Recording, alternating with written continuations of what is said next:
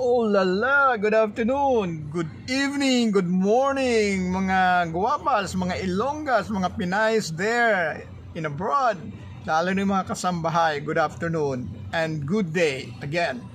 Okay, diretso na tayo sa topic ko ngayon. Actually, may topic today. Unahin ko yung aplikante ko na tumawag sa akin kahapon asking for advice. Actually, hindi man problema talaga to na malaking problema diyan. Walang problema diyan sa work niya sa Saudi. Ang problema niya dito sa Pilipinas about her tita. Actually, yung tita daw niya tumawag sa kanya last week. Pagkatapos, nangungumusta.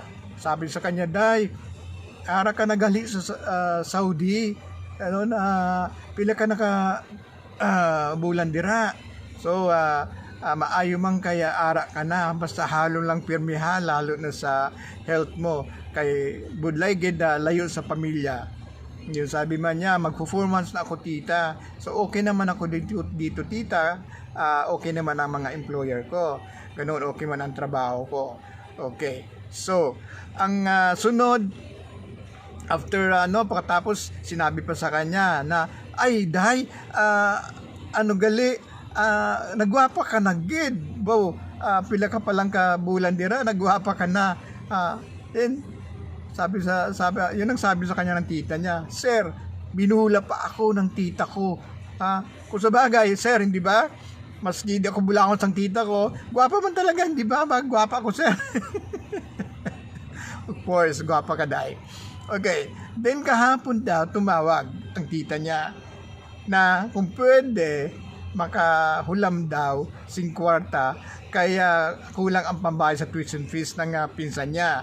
Then sabi niya na babayaran daw siya ng tita niya after a month or two pag na-release na yung lending nila. So sa lending pa sa kukuha ng pera. Okay, sabi niya, sir, tumawag ako sa iyo kaya naisip ko during the orientation na about money, yung mga hiram-hiram.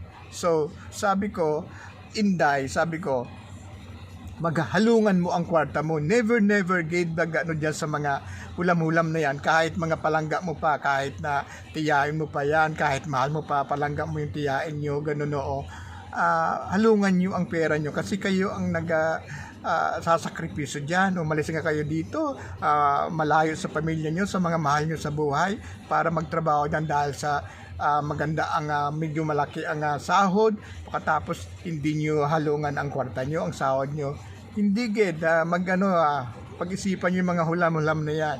Okay, ang gawin mo na lang, bigyan mo lang ang tita mo ng 500 pesos. Sabihin mo kamo na bulig mo na lang yan at saka explain mo sa kanila na tita, medyo di pa man ako nakaka-save dito at saka marami, damo pa man kami ginabayaran sa balay sa paglakat ko, ganun o maski libre, pero may mga nahulaman ako kay siyempre sa mga panggastos ng mga bata ko sa school at saka sa balay. So explain mo lang sa kanila, maintindihan yon.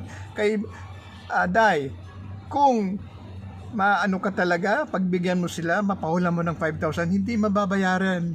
Maniwala ka, hindi mababayaran yan. Okay, may mga nanghihiram din na okay magbayad na talagang ginatuman nila ang mga pangako na magbayad. Pero sa mga ganyan, sa lending pa kukunin yung pera,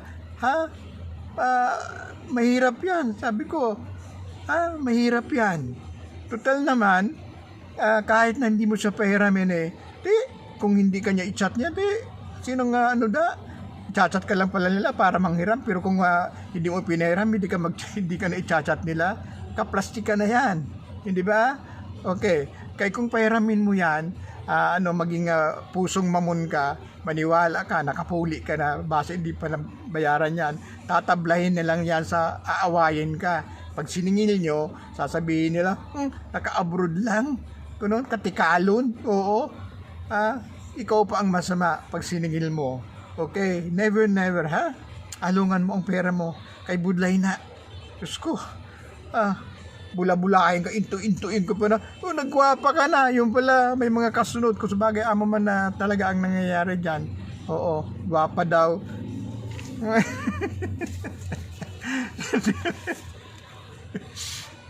Gwapa ka naman talaga, in fairness, certified gwapa. Okay? So, ang next ano ko na marami kayo nagtatanong nito sa akin, Sir Jeff, how to apply DH for Hong Kong? Okay. Pag-apply ng DH ng Hong Kong, parehas din yung pag-apply ng Middle East. Okay. Ang ano lang sa Hong Kong is dapat you have ready passport at saka ready ka magbayad ng processing at saka placement fee na I think today mga 25 to 45,000 ang processing placement fee. Okay. Ang walang libre dito. Ang medical, ikaw na muna ang mag-aabono ng mga 5,000. Ikaw na muna mag-aabono. Pag nag-abono ka ng mga 5,000, of course, ibabawas to doon sa babayaran mo na placement or processing fee ng mga 25 to 45,000. Okay. At saka ang processing time, pag-apply ng Hong Kong ay mga 6 to 7 months. Minsan inaabot pa ng year. Okay. Kaya kung desidido kayo mag-apply ng Hong Kong, dapat mag-ipon talaga kayo dyan. Start to save para pambayad nyo ng placement processing fee. Kaya maski na may lending na magpapahiram na para pambayad nyo na placement processing fee, may interest yan. At saka may mga proseso yan. Dapat may co-maker ka, ganun Kaya walang salary deduction sa Hong Kong. At saka alam nyo yan, di ba? Ang Hong Kong ay may termination clause yan.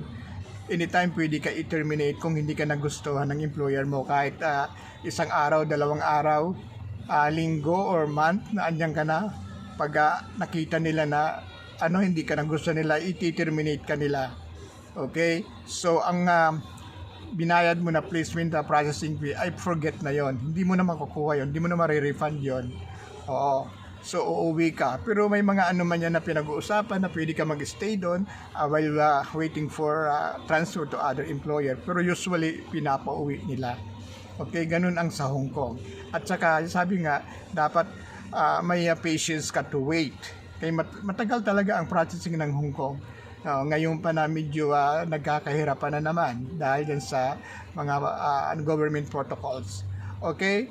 So, ang isa pa na nagtatanong, marami din nagtatanong nito, ang how to apply in Dubai at saka Abu Dhabi. Okay, ang pag-apply ng Dubai at saka Abu Dhabi, the same in applying other Middle East countries. Ang Dubai lang at saka Abu Dhabi ay dapat may ready passport ka. Ang hindi pwede na although na wala ka naman babayaran na placement or processing fee sa Dubai at saka Abu Dhabi, pero hindi pareho ng Saudi. Ang Abu Dhabi at saka Dubai, ang libre lang ay ang medical, fare to Manila, ang plite, at saka accommodation sa Manila. Unlike in Saudi Arabia na libre talaga lahat. Pag-apply mo, maski wala ka passport, libre ang ng passport. Kung may passport ka man, i-refund yan ng agency pag Saudi ka. At saka lahat talaga ang mga pamasahe mo pagpupunta ka ng Bacolod office, then pabalik mo sa inyong lugar. Kung San Carlos ka, Kabangka, pag mamalayo, libre yan. Libre pa ang meals, ang lunch. Okay. Libre ang medical, libre ang passport, libre ang pa-Manila, libre ang accommodation, at saka pagpupunta na kayo ng Manila, bibigyan kayo ng namin ng 5,000 free cash allowance. Okay? So, ganyan ang pag-apply sa Saudi at saka sa Dubai. Okay, yun ang pagkakaiba. Sa Dubai at saka Dubai at saka sa Abu Dhabi, ang waiting time pag abroad ka mga 1 to 2 months. Pero pag first timer ka, more than 2 months. Dahil sa Abu Dhabi at saka sa Dubai. Of course, alam nyo ang Dubai is open country. Yun man lang talaga ang sabi nga, ang kagandahan ng Dubai at saka Abu Dhabi, open country. Na kung ano ang nagagawa nyo dito sa Pilipinas, magagawa nyo sa Dubai. Ang sweldo sa Dubai at saka sa Abu Dhabi, the same as ang sweldo sa Saudi. Pare-pareho sa mga 22 to 23,000. Okay. Ang doon is sa Dubai at saka sa Abu Dhabi, parehas din na pero binibigay na daw. Sabi ng karamihan ng mga aplikante ko, binibigay na daw yung isang araw na day off sa isang buwan. Talaga, ganun oo. So nagkikita-kita sila ng mga kaibigan nila. At saka sabi ko nga, open country yan. Kung nakakapag-disco kayo dito sa Pilipinas, makapag-disco din kayo dyan. Kung nakapag-shopping kayo na ganun, walang mga uniform dyan, ganun. Okay?